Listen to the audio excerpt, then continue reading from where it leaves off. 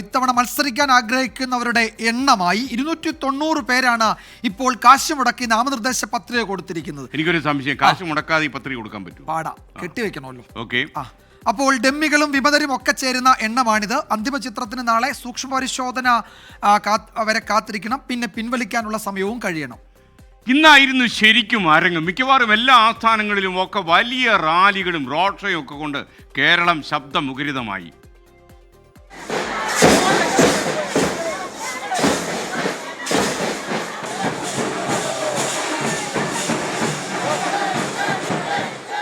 ലോക്സഭാ മണ്ഡലങ്ങളിൽ 290 സ്ഥാനാർത്ഥികൾ.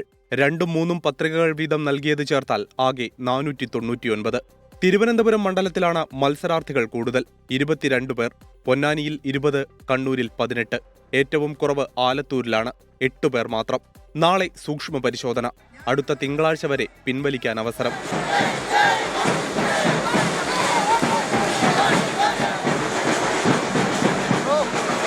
കേന്ദ്രമന്ത്രി സ്മൃതി ഇറാനിക്കൊപ്പമാണ് കെ സുരേന്ദ്രൻ പത്രിക സമർപ്പിക്കാനെത്തിയത്. അമേഠിയിൽ ഇതുവരെ എതിരാളി എത്താത്തതിനാൽ പഴയ എതിരാളിയുടെ തട്ടകത്തിലേക്കുള്ള വരവ് പോലെ. ध्वजों को, फ्लैग्स को अपनी नॉमिनेशन रैली में छुपाया है, तो निश्चित रूप से वो इस चुनाव में इस पड़ाव को पार करने के बाद उत्तर भारत आएंगे. I think that it is foolhardy to hide facts from the people. Amar Jawan സ്ക്വയറിൽ പുഷ്പാർച്ചന നടത്തിയ ശേഷം പ്രകടനമായി എത്തിയാണ് തൃശൂരിലെ NDA സ്ഥാനാർത്ഥി സുരേഷ് ഗോപി പത്രിക നൽകിയത്.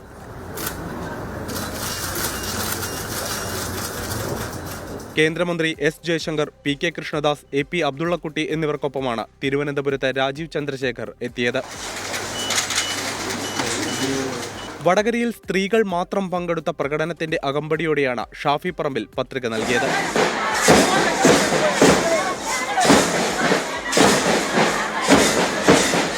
ഉമ്മൻചാണ്ടിയുടെ മകൾ അച്ചു ഉമ്മൻ, KK രമ MLA തുടങ്ങിയവർ പ്രകടനത്തിന് നേതൃത്വം നൽകി. ആലപ്പുഴയിൽ AM ആരിഫ്, KC വേണുഗോപാൽ എന്നിവരും പത്രിക നൽകി. രമ്യ ഹരിദാസ്, C കൃഷ്ണകുമാർ, അടൂർ പ്രകാശ്, NK പ്രേമചന്ദ്രൻ, ഹൈബി ഈഡൻ എന്നിവരും അവസാന ദിവസം തന്നെയാണ് എത്തിയത്. തിരുവനന്തപുരത്ത് ശശി തരൂരിനെതിരെ യൂത്ത് കോൺഗ്രസ് മുൻ സംസ്ഥാന സെക്രട്ടറി ഷൈൻലാൽ പത്രിക നൽകിയതാണ് ഒരു വിമത നീക്കം. 20 ലോക്സഭാ മണ്ഡലങ്ങളിലായി 290 സ്ഥാനാർത്ഥികളാണ് സംസ്ഥാനത്ത് നാമനിർദ്ദേശ പത്രിക സമർപ്പിച്ചിട്ടുള്ളത്. അതിൽ യഥാർത്ഥ സ്ഥാനാർത്ഥികൾ, വിമതർ, ഡമ്മികൾ, അപരന്മാർ ഒക്കെ ഉൾപ്പെടും. നാളെയാണ് സൂക്ഷ്മ പരിശോധന നടക്കുക. ഏപ്രിൽ 8 നാമനിർദ്ദേശ പത്രിക പിൻവലിക്കാനുള്ള അവസാന തീയതി.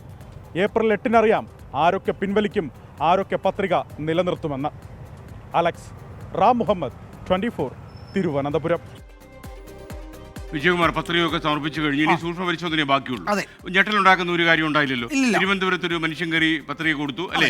വേണമെങ്കിൽ ചെറിയ 1-2 മണിക്കൂർ അദ്ദേഹത്തിന്റെ തരൂരിന്റെ ഉറക്കം പോകാൻ പറ്റും. അല്ലാതെ അപ്പുറമായിട്ടൊന്നും സംഭവിച്ചില്ല. അപ്രതീക്ഷിതമായ നീക്കങ്ങളൊന്നും ഉണ്ടായില്ല. ഈ ആമിനിക്ക് കുറച്ചു കാലമായിട്ടൊരു സംശയം, ആമിനെ പുരിവാലി പിടിക്കും.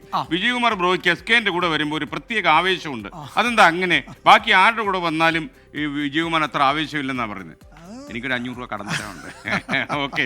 ചേറും ചേറാടിയും പറഞ്ഞിരിക്കുന്ന ഒരു കാര്യം, സത്യത്തിൽ ആഷ്മി പുറംപണിയാണ് ഇഷ്ടം. പുള്ളി കണ്ടുപിടിച്ചു കേട്ടോ. അതുകൊണ്ട് എന്തെങ്കിലും അവസരം ഉണ്ടെങ്കിൽ ഇവിടെ രാഷ്ട്രീയം പറയാമെന്ന് നാട് ചുറ്റുമെന്നാണ് പറയുന്നത്. എൻ്റെ ചേറെ, എൻ്റെ ചേറാടി, അതൊന്നും അല്ല കാര്യം. ഇതൊക്കെ ഔദ്യോഗികമായ ജോലിയുടെ ഭാഗമായിട്ടാണ് ഇവരൊക്കെ നാട് ചുറ്റുന്നത്. നാടൊക്കെ ചുറ്റിക്കഴിഞ്ഞാൽ അദ്ദേഹം മടങ്ങി വന്നിട്ടുണ്ടല്ലേ? ഇന്ന് 8 മണിക്ക് എൻകൗണ്ടറിൽ കാണാം. താങ്കൾ ഒന്ന് കാത്തിരുന്നുള്ളൂ.